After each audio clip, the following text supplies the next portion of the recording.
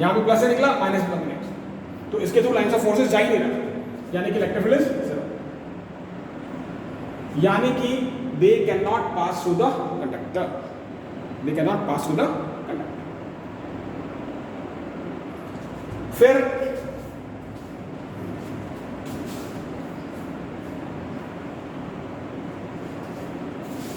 जो electric field lines हैं उसकी अगली प्रॉपर्टी है दे animate,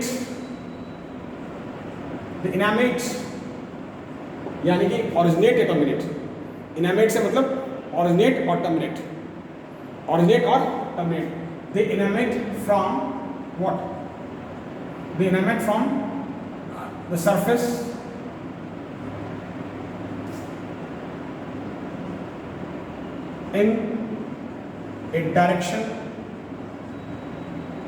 in a direction normal to the surface, normal to it, in a direction normal to it। Surface of a conductor कह सकते हैं, अच्छे से बोले तो surface of a conductor, they emanate from surface of a conductor in a direction normal to it. ऐसा क्यों? अगर मान ले इलेक्ट्रिक फील्ड नॉर्मली नहीं निकल रहा, इलेक्ट्रिक लाइंस अगर नॉर्मल, ऐसा क्यों? उसको थोड़ा स्टेप बाय स्टेप। एक्चुअली क्या होता है, इलेक्ट्रिक फील्ड का जो खुद का डायरेक्शन है वो किसी कंडक्टर के परपेंडिकुलर होता है। इलेक्ट्रिक फील्ड के का जो खुद का डायरेक्शन है किसी कंडक्टर के परपेंडिकुलर होता है, तो इसलिए ये चीज़ है। अब सवाल ये उठता है कि इलेक्ट्रिक फील्ड का डायरेक्शन परपेंडिकुलर क्यों होता है?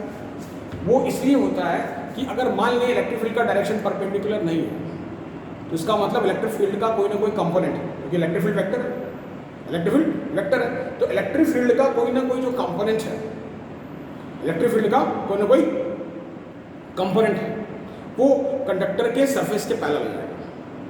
और कंडक्टर के सरफेस के अगर पैरेलल हो गया तो वहाँ पे जो इलेक्ट्रॉन्स हैं उसमें इलेक्ट्रिक फील्ड की डायरेक्शन में फोर्स लगेगा और कंडक्शन शुरू हो जाएगा। जबकि हम बात किसकी कर रहे हैं? हम बात कर रहे हैं इलेक्ट्रोस्टैटिक्स की। मैंने ये कहा, दोबारा सुने, electric lines of forces emanate मतलब निकलना या खत्म होना from the surface of a conductor in a direction normal to it. ऐसा क्यों? क्योंकि direction of electric field is perpendicular to the surface. Direction of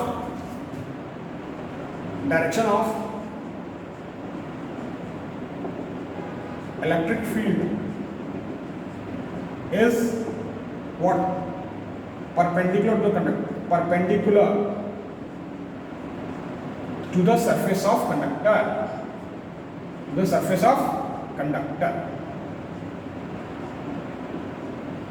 to the surface of conductor।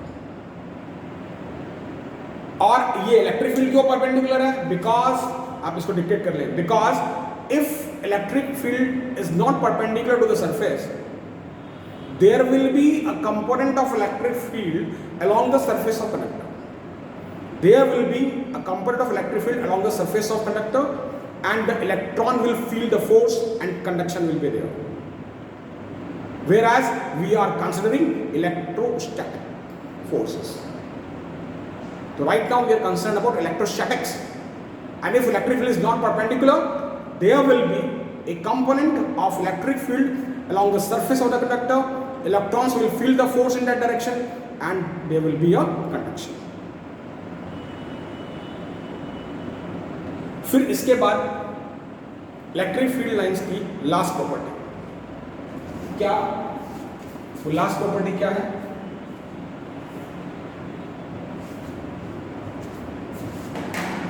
Electric field lines की जो last property है वो क्या है?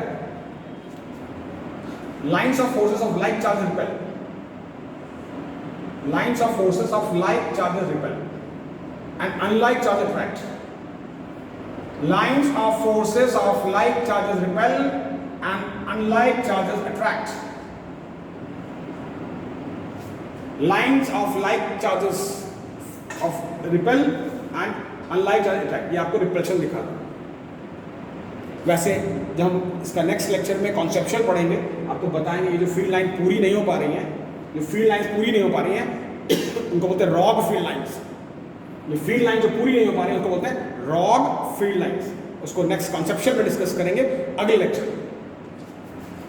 तो इलेक्ट्रिकल लाइन लिख लें, electrical lines of forces of like charges repel, electrical lines of forces of like charges repel, और दूसरा electrical lines of forces of unlike charges attract. क्या? Electrical lines of forces of unlike charges attract. It is somewhat like this, ये plus charge है, ये minus charge है, ये ऐसे चल रहा है, ये अट्रैक्शन दिखा।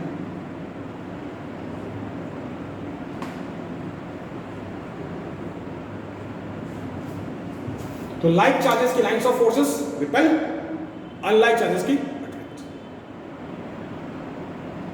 राइट। इसके अलावा एक चीज और है जिसको प्रॉपर्टीज में नहीं गिन रहे, लेकिन उसको कॉन्सेप्शन में कंसिडर करेंगे। आप चाहें तो उसको प्रॉपर्टीज में लिख भी सकते हैं। क्या? कि जो इलेक्ट्रिकल लाइंस ऑफ फोर्सेस हैं उसकी जो रिलेटिव क्लोजनेस है वो इलेक्ट्रिक फील्ड की स्ट्रेंथ का आइडिया देती है। जितना electric lines of forces close होगा इलेक्ट्रिक फील्ड उतना स्ट्रांग होता है। क्या? जितना electrical lines of forces close होगा उतना इलेक्ट्रिक फील्ड स्ट्रांग होता है, राइट।